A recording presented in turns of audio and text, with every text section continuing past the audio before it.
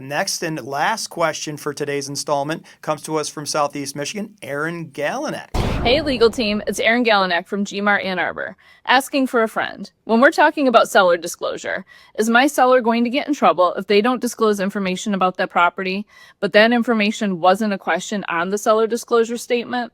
Can I, or my friend, as their listing agent, get in trouble for something like that? That's a good question, Aaron's friend.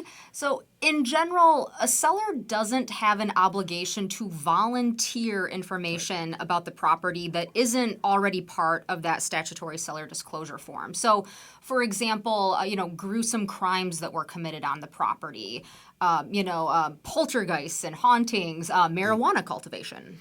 Well, of course, marijuana cultivation in general, but be aware that if your seller has an operation on the property that was not well tended to or involved resins, things that could create an environmental hazard, they should be aware that if they're going to be claiming any kind of non-disclosure or exemption, for instance, that they also run the traps on exactly what the legal protections are for not disclosing such a thing. Right, that's a good point. And then remember also that if a seller is asked about a specific property condition, either from the buyer directly or from the buyer's agent, the seller, of course, they have to be truthful in their answer. They can't actively misrepresent the property, just because a question that's being asked wasn't on the seller disclosure form. Right, and there is a narrow exemption under common law that a seller cannot try to hide hidden defects that create a danger to an invitee to a property.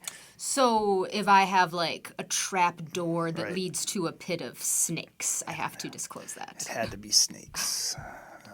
Well, snakes aside, also remember that if a buyer has some kind of specific concern about the property that isn't addressed on that seller disclosure form, they really have to do their own due diligence and either ask the seller directly about that concern or, always, get their own professional inspection. Yep. As we always say, due diligence on the buyer side. Do not look at the seller's disclosure statement as the end point. You look at that as a starting off point and do your own due diligence.